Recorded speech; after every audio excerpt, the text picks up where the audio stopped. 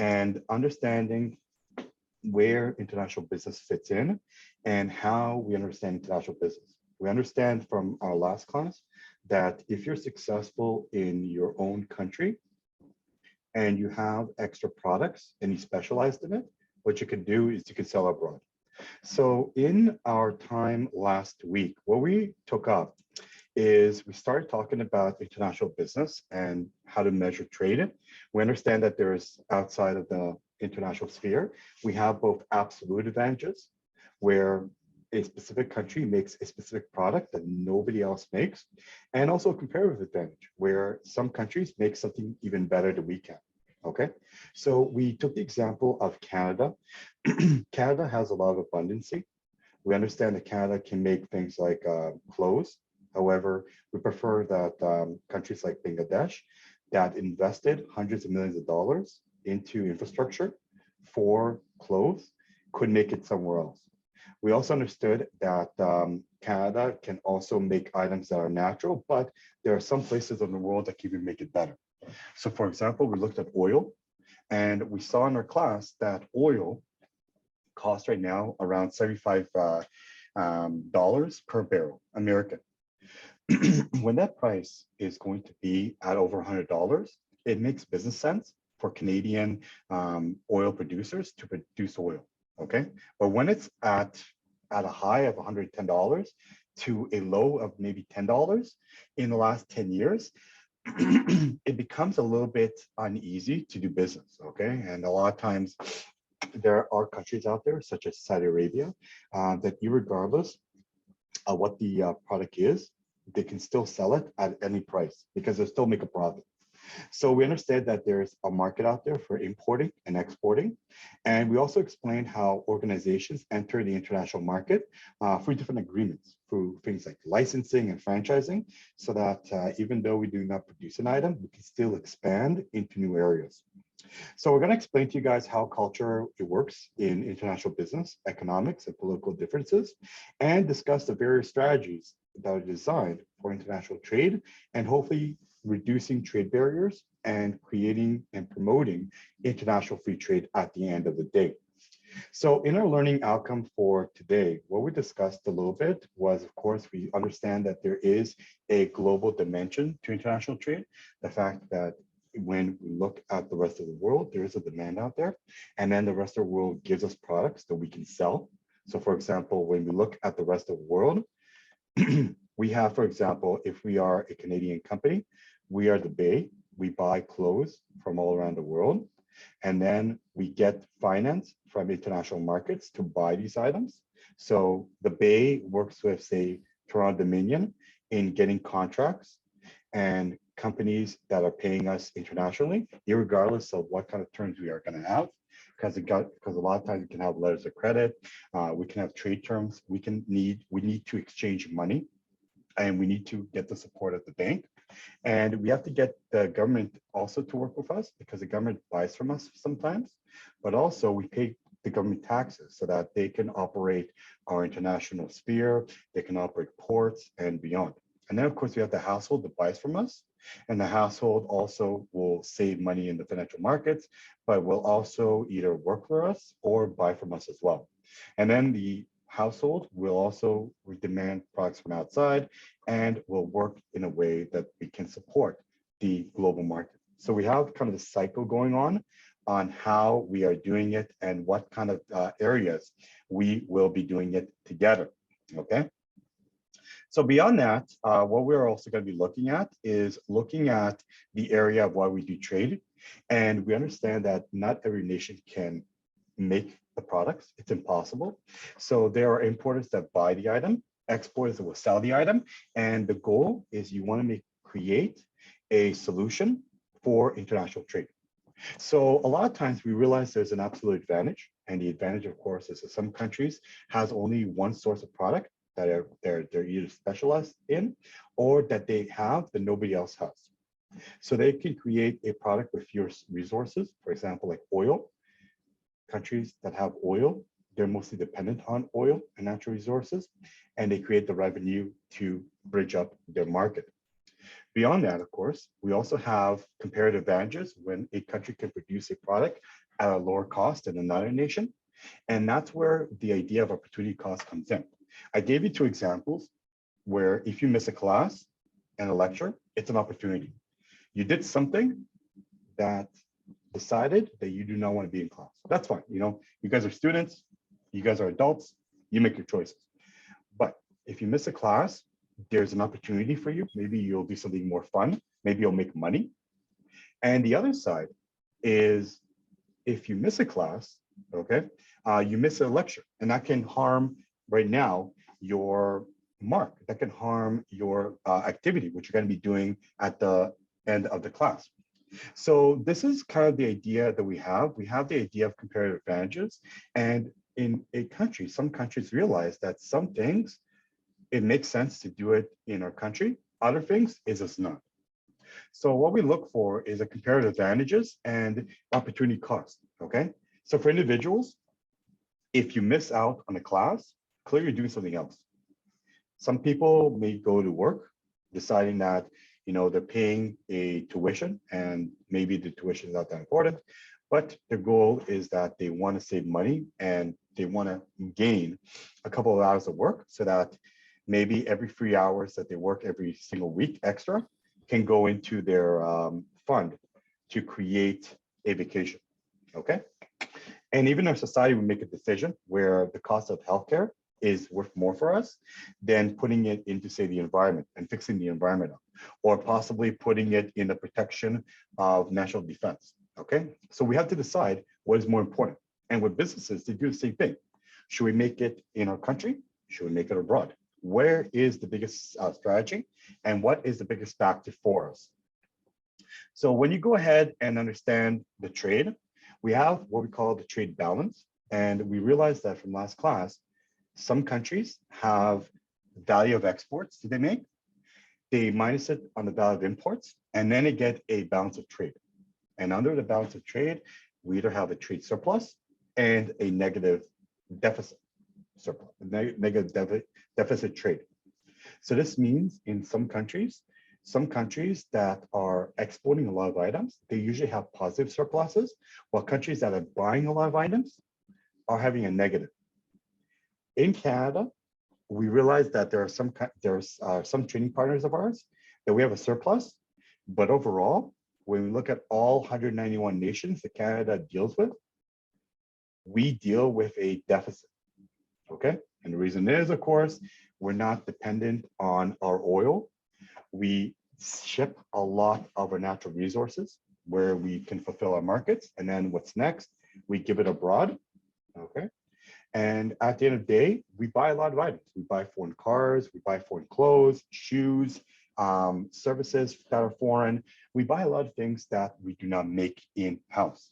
And as a result, we have a deficit. Doesn't mean we always have a deficit with every country. When you only compare two countries like the United States and Canada, United States buys $270 billion worth of our goods, and we sell to them, okay, $250 million, okay? So what this means, of course, is that we buy in 250 million, we sell to them 270. So we have $20 billion of surplus. Then when if another country like China, we have a deficit. We sell to them maybe about $100 billion, but at the end of the day, we bring in over $400 billion. Okay, so we have a deficit. So is this deficit good or bad? And as we saw last class, it's not the end of the world. It's still an opportunity out there. And the opportunity is that we want to make sure that whenever we have a deficit, it goes to production. It goes to our goods. It goes to something better, okay? And the goal is that we want to make sure that the deficit will give us some foreign production. So we give the example of a car. If we bring in a foreign car from Korea, from the United States, from China, from Japan, there's so many people associated with the production that it creates a market and it employs people in our country, okay? So a company like Toyota has hundreds of thousands of employees working directly, indirectly on bringing the goods in. So it does fuel the economy and does give us something good. So even though we have a trade deficit and we owe another country money, it still gives us an opportunity to be productive, okay? Think about it like a foreign food. You buy foreign food, you get energy, and because you have energy, you can be in my class, you can be productive, you can have muscles, okay? It's good for you, okay? So this is how the economy is flowing. And a lot of times we have the balance of payments, and we look at the different balance of payments that go in, and we decide based on the balance of payments where the deficits are, okay? So we got some fan mail from, good morning, Professor, okay, thanks. So nonetheless, we look at the balance of payments, and the idea of balance of payments was that whenever we look at international business, we start to understand a little bit more on how the different balances are outweighed and what we can do to understand a little bit more on the different aspects of those payments altogether. Okay, so again, when you take into consideration of the trade, this gives us opportunities out in the market, opportunities to import an item, export it if we need it, create manufacturing abroad, create foreign direct investments and subsidiaries, be able to create partnerships, okay, joint venture partnerships, and even licensing, and create a stem as a way that we can create international business at the end of the day. Okay, so again, when we start to look at all these items, we start to look at nations that we do business in. Overall, within the world economy, we have billions of dollars that are being traded every single day.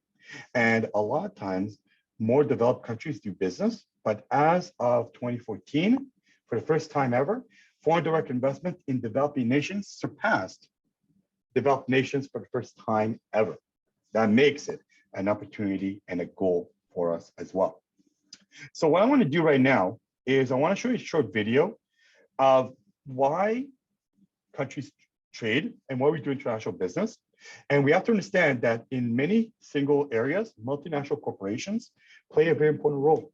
Multinational corporations are companies either working in Canada or operating in Canada that often have operations with our production, with our marketing, with our goods.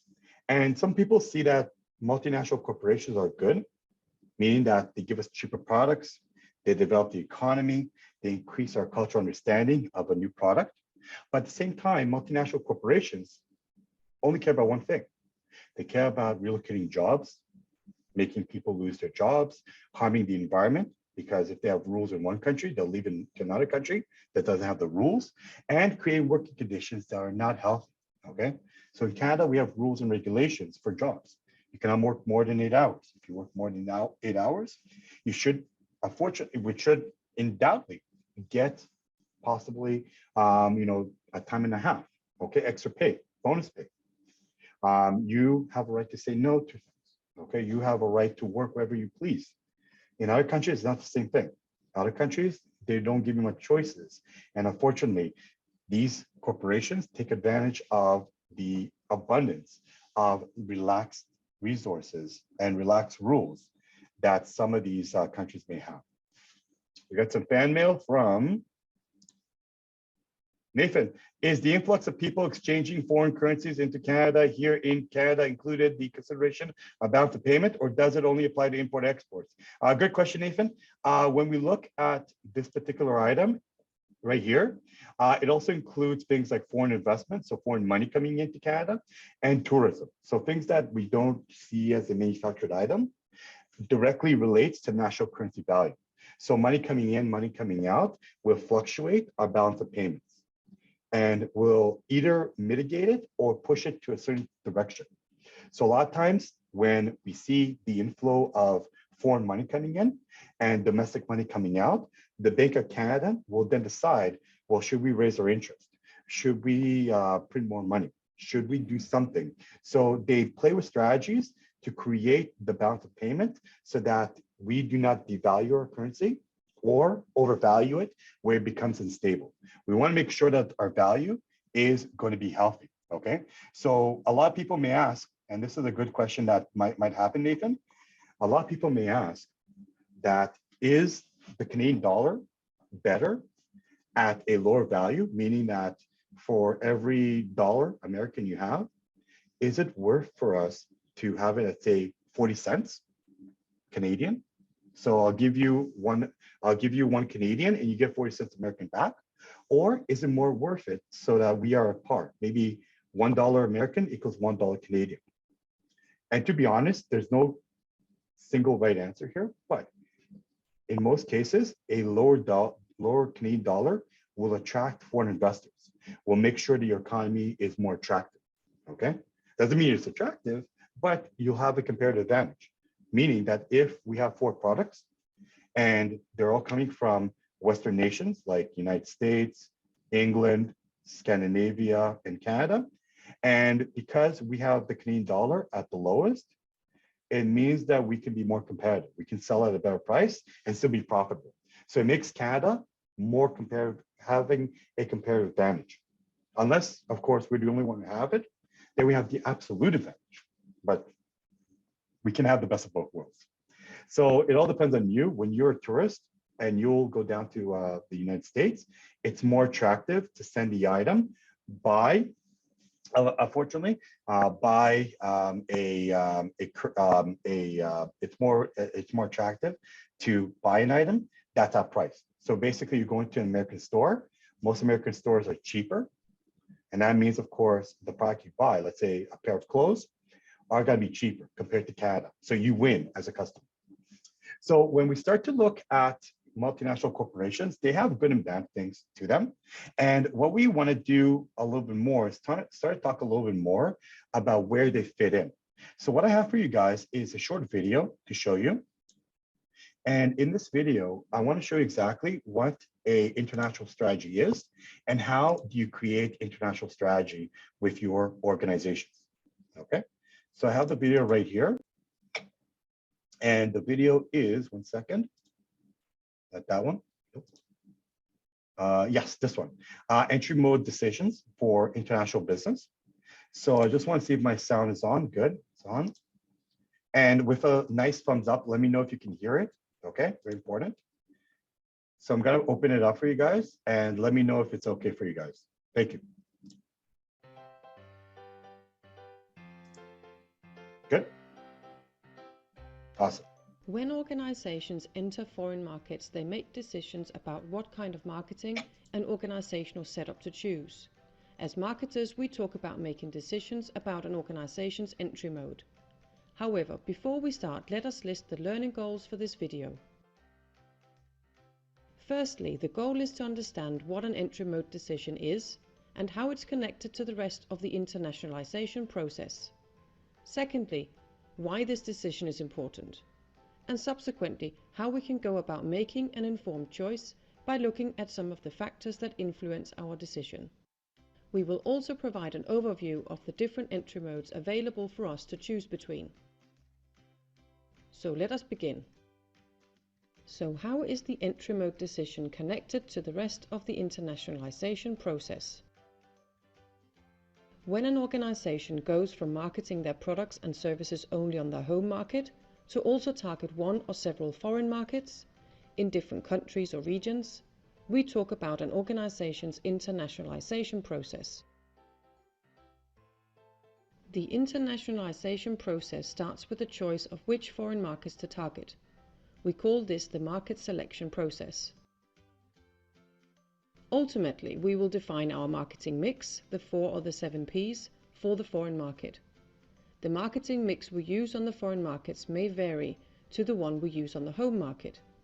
We would address issues regarding standardization and/or adaptation of the marketing mix. However, before deciding on the marketing mix, we need to address how to organize our entry to the foreign market. We discuss which entry mode to use, and many factors will influence our decision. Choice of entry mode is what we will address in this video. So why is choice of entry mode important, and how can we go about making the right choice? Let us use an example. This French business, located just outside of Paris, produces French cakes and desserts. In these modern production facilities, well-educated confectioners develop recipes and create delicious cakes and desserts ready to be sold and distributed to cake-loving customers. The cakes and desserts are frozen immediately after production and are then distributed to a variety of catering companies, restaurants and cafes around France. So what might impact French Cake's choice of entry mode to a foreign market? French Cake's internal situation will have an impact. Some external factors about the particular country, region and market of choice will influence that decision. Some conditions related to possible outsourcing of activities are addressed in transaction-specific factors. And finally, French Cake's preferences for the different characteristics of the various entry modes will also affect their choice. As we will address these 4 sets of factors for French Cakes, we will use this visual to indicate in which direction the different factors are pointing us. Some factors might indicate a move towards internalization, in other words, that using a hierarchical mode is appropriate. Other factors might indicate that a move towards externalization using an export mode is more suitable. And some may indicate a more moderate approach and thereby point in the direction of an intermediate mode. So let us apply this visual to our example with French Cakes as we address the 4 sets of factors. French Cakes have set their eyes on the UK, and their initial idea is to enter the country by setting up a sales and production subsidiary in the UK. The characteristics of hierarchical modes are: high setup costs. A production site and sales force carry a large investment. High risk, as there is no guarantee that the initial large investment will pay off. A low level of flexibility, as the large investment will make it difficult to quickly pull the plug on the UK adventure should business not prove to be as successful as hoped. A high level of control, as French Cakes would hold on to complete ownership of all value chain activities, being in the position to make all decisions about target groups, distribution channels, and so forth. Let us address the first set of factors, the internal factors. Let us use this visual as we evaluate French Cake's internal factors, and let us see if this will indicate a move towards internalization, as French Cakes are considering. French Cakes is a small company. Their resource availability is low, and therefore a large investment would be risky. They have no international experience. Making use of an external partner's expertise might prove advantageous. The cakes and desserts are not technically complex. And although their cakes and desserts are good, French Cakes doesn't carry a large product differentiation advantage in terms of, for example, brand image. An evaluation of French Cakes' internal factors has revealed an indication towards externalization, and not towards internalization as French Cakes initially suggested. French Cakes also has another suggestion. Meet Mr. Thompson. Mr. Thompson is a UK-based agent. He would be happy to represent French Cakes and sell their products to appropriate intermediaries around the UK. Using Mr. Thompson would be using a direct export mode. The characteristics of export modes are: low costs, as French Cakes would not need to set up any facilities, start production or hire staff.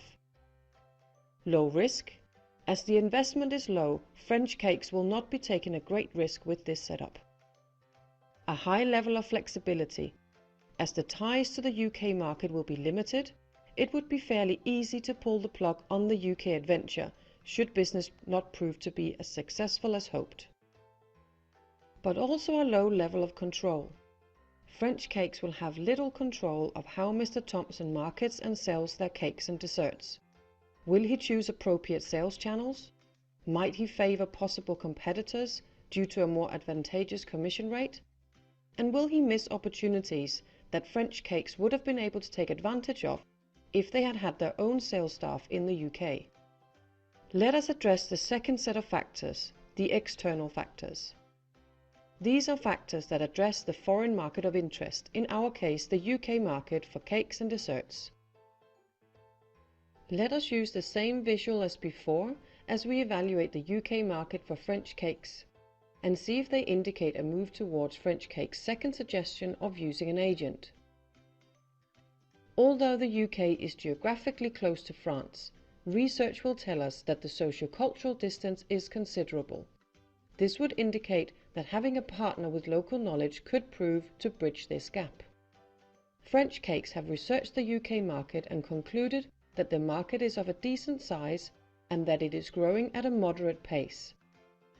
Currently, there are no trade barriers standing in the way of exporting goods to the UK. French Cakes have discovered that the competition is intense. This would add to the level of risk should they wish to use a hierarchical mode. Therefore, this indicates a move towards externalization. Research has also shown that there are a large number of relevant intermediaries available. Mr. Thompson is just one of many options in this field. Although the market has experienced growth, Brexit is believed to cause some general instability and uncertainty in the market. So, an evaluation of the external factors has also revealed an indication towards externalization. This supports French Cakes' second suggestion of using an agent. French Cakes are still considering both options. 1. A sales and production subsidiary, and 2. An agent. The decision isn't made until a thorough investigation of all 4 sets of factors have been carried out. Some factors might prove to be a showstopper, making other factors less important when making the final decision. So let us move on to the third set of factors, the transaction-specific factors. These address to what extent outsourcing, i.e. using an independent partner to carry out certain functions, is advantageous and safe. Let us use the same visual as before as we evaluate and see if they indicate a move towards French Cakes' first or second suggestion. The know-how and product benefits connected with the cakes and desserts are not considered difficult to transfer and explain to an independent partner. French Cakes consider it unlikely that an independent partner will show opportunistic behavior. Marketing and selling their cakes and desserts will not reveal secret recipes. So, an evaluation of the transaction-specific factors has also revealed an indication towards externalization. Let us move on to the fourth and final set of factors, the desired mode characteristics. We will evaluate French Cakes' wishes in terms of the main characteristics of the different types of entry modes. French Cakes have expressed that they can't afford to be too risky. They have no desire to be in complete control of the operation. They see the UK adventure more as a first and trial and error step in their internationalization process. Therefore, they are also very keen on a high level of flexibility, so that they are able to pull the plug on their UK adventure should business not prove to be as successful as hoped. An evaluation of these and the other 3 sets of factors indicate a move towards externalization, which support French Cakes' second option of using a UK agent, a direct export mode. Now we have evaluated 4 sets of factors that will influence French Cakes' decision of entry mode. We have addressed the internal factors, the external factors regarding the UK market, the factors evaluating outsourcing suitability, and which mode characteristics French Cakes desire. Conducting a systematic evaluation of all 4 sets of factors has enabled us to recommend a suitable entry mode for French Cakes. We have now established what an entry mode decision is and why we need to know about it. We have also gained knowledge of how to evaluate 4 sets of factors, which will help us decide on a suitable entry mode. And we have established the connection to the rest of the internationalization process. So let's move on. Organizations might choose one or a combination of different entry modes during their internationalization process to one or several foreign markets. The different entry modes will not be discussed in detail in this video, but let us just provide an overview. Export modes include direct export, cooperative export, and indirect export. Direct export is the mode we recommended for French Cakes in the example used in this video. Intermediate entry modes include joint venture, strategic alliance, franchising, licensing, contract manufacturing, and management contracting. And finally, with the highest level of internalization, the hierarchical modes.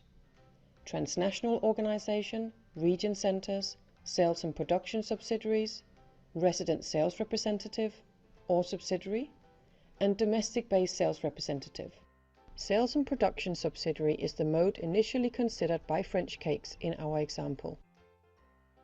In summary, we have now obtained an understanding of the what, why, and how of entry mode decision. And finally, we have provided an overview of the different types of entry modes. Do you want to learn more about entry mode decision making, market entry strategies, and each of the different entry modes, the internationalization process, and global marketing in general? I recommend that you read Global Marketing, 7th edition by Sven Hollensen. Thank you. All right, thank you so much.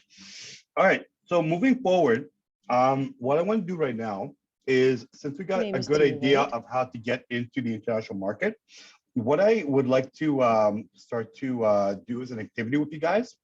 So the activity is very simple. Let me just bring up the page for it. In the activity, what I would like to do is the following. We have about 30 students in a class. I'm going to put you guys in 5 groups, and you work together in random groups and come up with a specific topic. I'm going to give you about 20 minutes to work in your groups, okay? And I'm going to be jumping into the groups every so often. After you're done, you're going to be invited back to discuss the topic, okay? And to pick one representative to talk to me about what we will discuss the question about. So I'm going to have you guys work in the groups, random groups, okay? And today's topic is about ethics in business. We talked about ethics previously, and ethics comes back to us over and over again. So in today's conversation, I want to ask you, what situation have you saw in public, mostly from either your own experience in public, your own account, or from a third party, like a media company, a journalism, friends, and so forth, family even, that have you experienced unethical treatment from an organization, okay? So think about a situation where somebody told you that a company really did something bad to them, and what have they done and what they've told you. Maybe they didn't tell you, maybe you read about it online. And my other question is, what experience have you yourself had with an organization which led you to believe that the organization treated you unethically, okay? Could a company have treated you better? Okay. Could a company that treated you bad do something better in the future? Okay. So these are the 3 questions. Okay. I want you guys to pick a leader, somebody who can write it down. I want you guys to formulate some topics. I want everybody to contribute. Okay. Brainstorm with your team and come together with the best situation. And we will take it up in class, okay? We're gonna be working in class. We're gonna take it up in class, and I'm gonna have a whiteboard, and I'm gonna pick one individual from every team to tell me the best situation they came up with about what happened in public, their experience with the organization themselves, and what in your opinion could they have done to make things better, okay? So what I'm gonna do is I'm gonna leave it to you guys. I'm going to put you guys in random teams right now. I'm going to put you guys in teams of 5. Again, the teams are completely random, so I don't know who's going to be on your team. I'm going to create the rooms, and what I ask you guys to do is for you to get marks for today's participation. I need you guys to go ahead and join the rooms, okay? The rooms are officially open right now. They're in groups of 6 and 7, okay? So pick a leader, and then when you come back, I want every room to participate.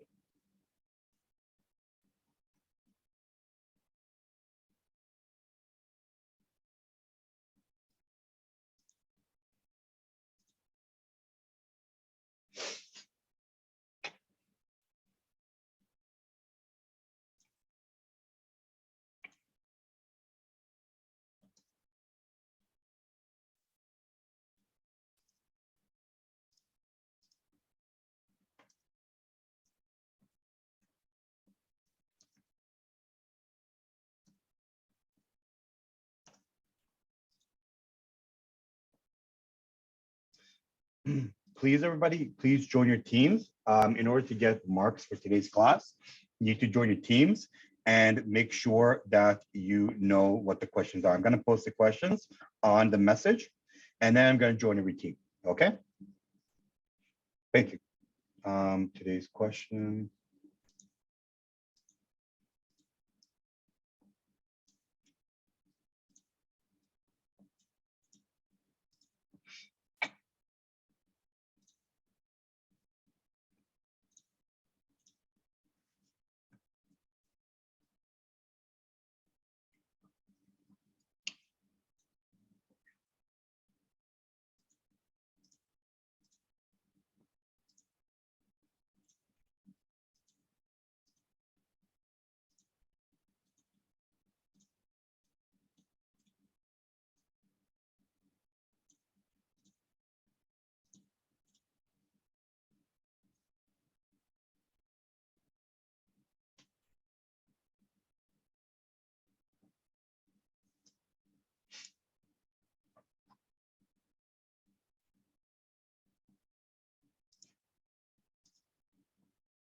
Okay. Hello, everybody. Welcome.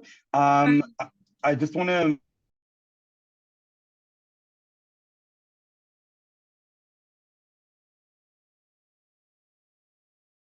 Hello,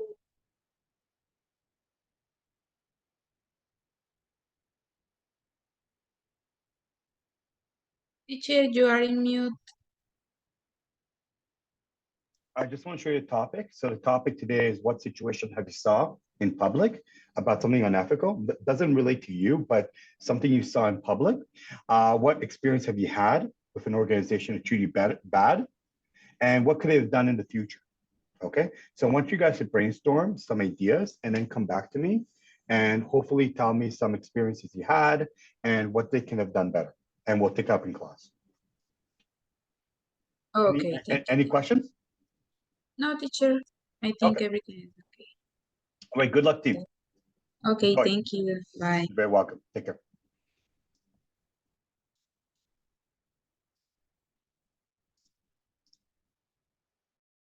Hello, everybody.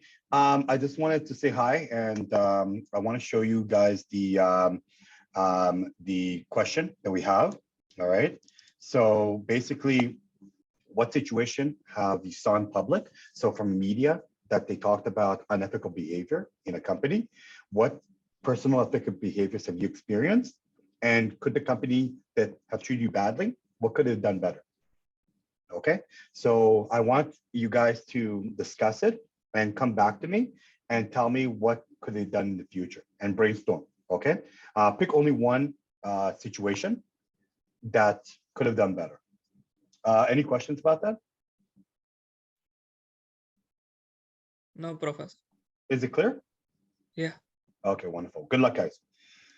All right, on to the next class. All right, let's next group. Let's check it out. Breakout rooms. Let's join that room as well. Great. Hi, everybody. Sorry to interrupt. I just wanted to share what the topic is so you might understand it a little bit better. So basically, there's kind of 3 questions. Out of everybody in this group, tell me a public situation where you heard about it from the newspapers, from the TV, whatever it is, about something unethical. Okay. What experiences have you had with the company, with any company that was unethical? And what could they have done better? Okay. So I want everybody to talk about it and then pick one situation that you want to present to the class. Is it clear? Okay, thank you. Yes, sir. Okay. Wonderful, wonderful. Okay. All right, good luck. We'll begin in about maybe around 10 minutes. Okay. Good luck. All right, Yeah, next thank you. group. This is, which group are you guys in? Group I think 3. 3, yes. Okay. Yeah, oh no, you were in group Of 5. one second. Yeah, which group is this? 1 second. Let me see which group I'm in right now. Darren, Nathan, Priyanshu, Raquel, Umang. Ume, right? Yes. No. Oh, sorry, you're group number 3. Sorry, group Yeah. number 4. I'm going to talk to group number 4 now. Okay, thank you. Good luck. Hello. Hi, everybody. Hi. So, hey, guys. So the topic for today that I want you guys to discuss in class, what situation you heard from in public, somebody about a company that's unethical, maybe from the media, maybe from TV, maybe from your own friends and family, that they did something unethical. And what experience have you had personally of an unethical company? And that unethical company, what do you think they could have done to make things better for you? Okay, so go in the group, figure out a situation that you want to discuss, and pick one topic. Clear? Yes. Okay, good luck. Okay, so we'll continue again in 10 minutes. Okay, so make sure to pick a leader, and then we will take it up in class. All right, perfect. Thank you. Good luck, guys, and we will talk further. 1 second, just gotta add these students to your group. 1 second, these ones, and this one goes. This one goes here. Okay, good luck, guys, and we will talk further. You guys are group number 4. Okay, so on to group number 5. Buy a new. Hello, teacher. Hello, everybody. I just wanted to jump in and say hi and tell you about the topic today. So the topic is situations that you saw in public. Any accounts, like somebody that you're friends with that had a situation. Maybe it's from the media. Maybe it's from, TV or something. You read about it. That they talked about unethical treatment. What experience have you had with that organization, with any organization personally? So out of all the group members, pick one that is relevant that you want to discuss in class. And in that question, number 2, could the company done better? Okay, so they did something wrong. In your opinion, could they have done better? And we'll take it up in about 10 minutes. Okay, teacher. Thank you. Okay, thank you. You're very welcome. Good luck, and looking forward to your answers. Sure. Enjoy. All right. Okay, so we got that one in. We got this one, and I'm just gonna go back to the meeting room. Wait, teacher. We have to write down our experience. You could have one person, but just only write one experience. Okay. But I will write it back in the class. We're gonna present it to everybody. Okay. Thank you, teacher. I go work. Okay. Good luck. I'm just gonna leave your breakout room.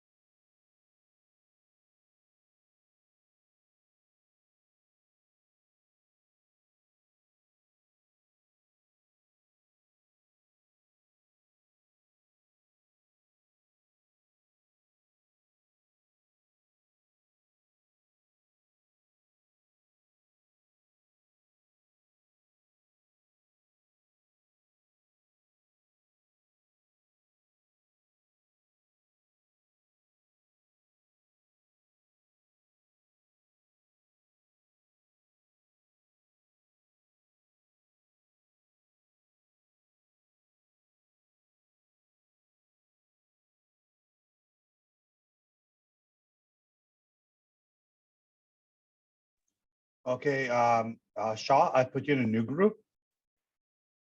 Okay, good. Ishan, please join a group.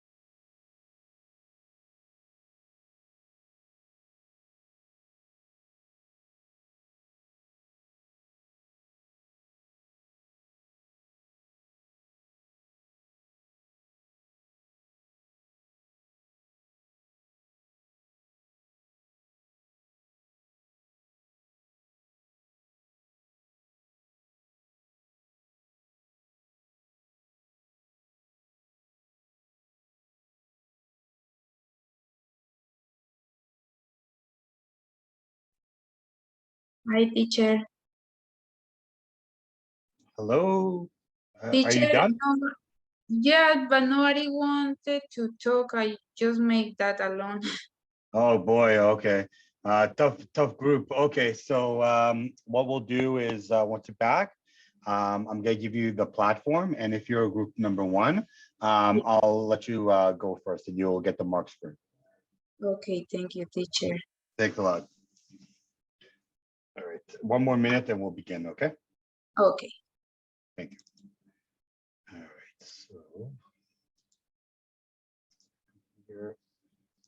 here. All right. Time is it? Yeah, let's put them together because they've been in there for a while. So I'm gonna close the rooms. All right. So in 60 seconds, they're gonna come back and everybody's gonna join us. Welcome, welcome. Welcome, welcome, welcome. Thanks for joining me. Welcome.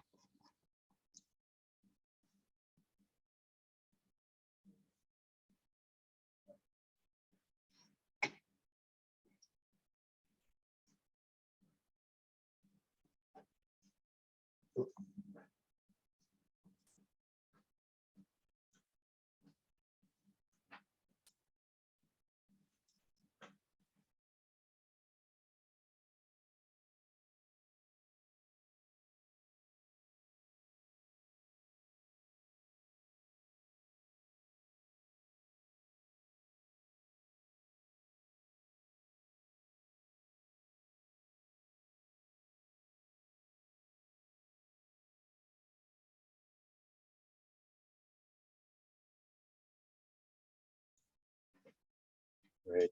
Okay, so is everybody back? Just check. Breakout rooms. Okay, everybody's back. Okay. All right, welcome back, everybody. So I put you in groups of 5, and the goal of this assessment is I want you guys to come up with some ideas. I gave you guys a little bit of time to complete it. And what I want you guys to do is talk about situation that you heard about unethical behavior, and what your experience has been personally from unethical behavior, and if that company that you worked with could have done things better. Okay, so you guys had brainstorming sessions, and what I want to do right now is we had 5 groups, and I'm going to ask one individual from every group to present. Okay, so I had group number 1. Does anyone from group number 1 want to talk about situation in public from your own account? Or from the account for a third party, media, journalism, friends, your experience, unethical treatment. Margie, you want to start? Yes, teacher. Margie Valendia. Yes. Okay, go ahead. When I was working in my country, I worked in a dental clinic as an assistant, and the boss was too hard with women because when someone had no lipstick or makeup or her appearance was not too good, she yelled in front of everyone to correct the individual. It doesn't matter if there was a customer or something like that. And I think it was an unethical behavior because it creates a bad environment in the company, and also customers realize that we were not treated as human beings. Exactly. So you felt that, you work at a cleaning company and the manager yelled in front of you because they felt a little bit, strong, and it was very abusive. And yes, of course, I think the company can do better in the future, but Mhm. first they have to realize that every human being in the company has the same right, and everyone have to be treated with respect. It doesn't Okay. matter if it's as an assistant or a CEO. Mhm. I Okay. think. I agree with that for sure. Treatment of individuals is very, very important. Thank you, Margie. Anybody from group number 2 want to present? Excuse me, Professor. Yeah. I'm volunteer to present on behalf of my group, but I don't know which group number I was in. I believe you're in group number 5. Oh, okay. So, okay, No, great. no worries, no worries. Does anyone want to present in group number 2?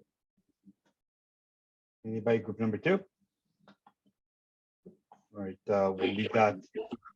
Hey, Noor? sorry, Yeah. I don't know in which group I was, number. I don't remember the number. Okay, no problem. Do you want to present what you had in public? A public company you Yeah. heard about? Actually, it was my friend's company. She was working in it, and she was the only female colleague working in that company. She was being bullied by the male members and was being paid less. So I think that was the unethical situation in that company. Okay, no problem. I agree. Okay, so definitely women that works with a bunch of men paid less and bullied and mobbed is definitely a unethical behavior. Thank you. Anybody in group number 3 want to present? The third group? Yeah, Amandeep? Nope. Anyone?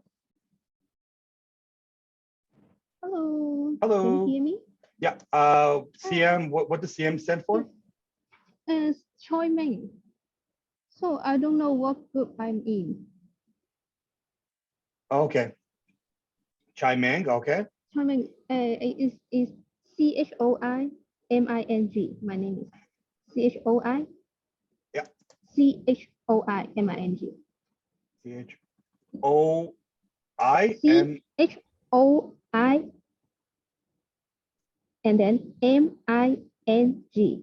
Oh, Meng. perfect. Chai Meng. All right, perfect. Thanks. Tell us about Yes. your experience. Yes, I want to share experience before. I worked in a fabric company in Hong Kong, and then they have a fabric factory in China. And Okay. when I go to mainland China every week, and then I discover that if the staff work in the factory, they are late for 1 minute, their salary will be deducted for 1 hour. So this, I think this is an unethical practice for the company. Yeah. 1 hour. So, and I discovered that one staff, and is my friend, he is late for 9 minutes. And so that month, his salary is deducted 9 hours. So that 1 day salary is gone. So I Wow. think it is very, very harsh for them. Okay, yeah, that's a little bit unethical. Definitely 1 hour, 1 minute equals 1 pay, 9 minutes, 9 pay. What if I'm late for like 60 minutes? 60 hours of pay? Yeah, so I think so just 9 minutes deductible is acceptable, but 9 hours is not acceptable for me. Oh, for sure, for sure. Yeah. Yeah. Okay, awesome. I like that. Anybody in group 4 want to add something? Josh? Okay. I want to share something about my experience at work. I used to be a medical technologist way back in my country, which is the Philippines. And working as a frontliner was never an easy journey. There's a social discrimination against us healthcare providers. I can vividly remember there's this instance wherein I entered to a grocery store while wearing my scrub suits, and people stared to me as if like I'm a walking COVID. Oh, right. So wearing uniform, stigma, I call it. Yeah. So Yeah. so basically you felt a bit unethical because, you're a medical tech, you work for health, and Yes. people saw you as something, especially in COVID, as Yeah. something, like, oh man, he probably has COVID. Yeah, You and should it's stay so away from him. ironically because they praise every frontliners, like they publishing it in the media saying thank you, but there's this stigma happening around. Right. So definitely it's a stigma and you felt a little bit discriminated, even though you're doing a good job as a medical technician. Yeah. Definitely. I agree with you on that. Awesome. Anyone else in group number 5, the last group? Anyone want to Yes, add? Professor. Yeah, sure. Nassim, go Okay. ahead. Well, I recently had an experience with a large airline company that I felt was unethical. Yeah. I was traveling from one city to another, and my flight was delayed by several hours. Yeah. When I went to the customer service desk to ask for a refund, I was told that the only option was a voucher for a future flight. I asked for a refund and was told that it was not an option. After trying to argue my case and being met with a lack of empathy and understanding, I eventually gave up and accepted the voucher. To answer the question number 2, I felt that the airline company treated me unethically by not offering me a refund, which I believe I was entitled to. I believe that the airline had a responsibility to provide me with a satisfactory solution to the situation, and I failed to do so. Okay. And I think, yeah, the airline could do better in the future by providing customers with more options when their flights are delayed, especially a couple of hours, rather than only offering voucher. And the company should offer customers the choice between a voucher or a refund.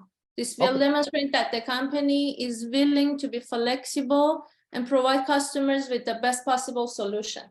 Right, right. Okay. Yeah, I definitely agree with that.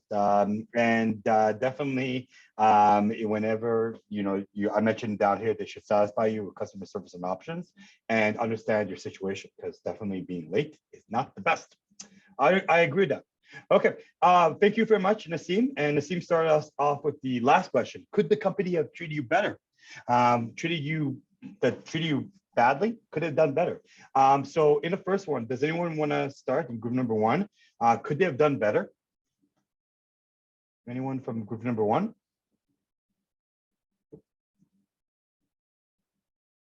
Group number one. We saw that, for example, Margie said the cleaning company manager yelled at them. So I'm just gonna add they should probably be more respectful of workers and hear them out. Okay. In number two, I believe it was Normadon, friends company, only female. Definitely that is a red no-no. They should have brought it, or sorry, she should have brought it up with management or talked to HR. Okay, because that is a big red flag. And then the last one, Chao Ming mentioned private company. They're late. Definitely,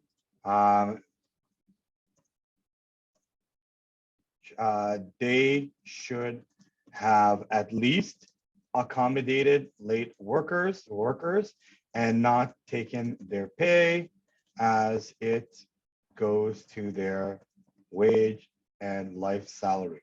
Okay. And then the last one, I believe, the fourth one, I believe it was Josh, medical technicians. Really hard to say that one because it's a outside situation, but definitely they should have understood the necessity of a frontline worker and saw the good that they do to society. Okay. So definitely, guys, we saw that there are situations, and you talked about it altogether, that you saw that there was unethical behavior, and definitely some of these situations could have been better. Okay. But the question is, we're only talking about it later. Okay. Where later you can talk to HR. Later, you can say that don't take my money if I'm late because it's not fair. Okay. I can make it up later on. Okay. So there are situations that you could avert it. Okay.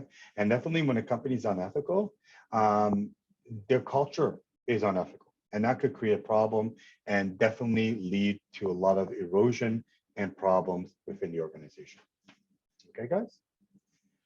All right. Any other questions? Fayong, to my group leader, I'm not sure what, I'm not a group leader. I had another point is that our communities could pay more attention to women's development, giving them more opportunities to work and study. Females could build their self-confidence and abilities to adapt to fast-paced society and live better. Thank you, group leader. Thank you, group leader. Shaw said I had almost the same experience with airline that they did give me our bags. After landing, they didn't even answer properly, and I received my bags after like a week. Not cool at all. Okay. So definitely there are situations out there that companies could have done better. And if they don't do better, they lose business. And when they see that there's only 1 or 2 people that leave, so what? But then when everybody else leaves, it could become a problem, and definitely it could become an issue later on. Okay. All right, guys, that is all for today. I hope that you enjoyed our activity. Hope that you enjoyed the lecture. I wish you guys all the best, and we will be back next week for the same fun. Okay. So thank you so much for those participating, and I wish you guys all the best. Thank you, Professor. Thanks a lot. Have a good one. Thank you, guys. Take care. Okay. Wonderful. Thank you, guys. Yes. No, You- I say thank you. Oh, you're welcome. Take care, Gustavo. Have a good one.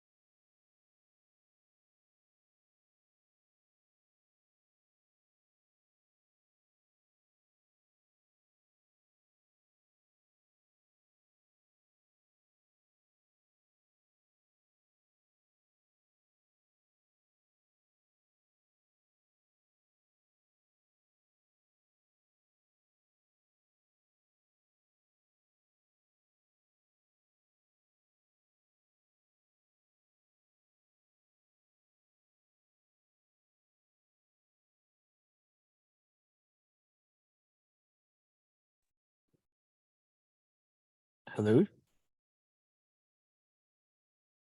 Professor Yuval. Yes, hi.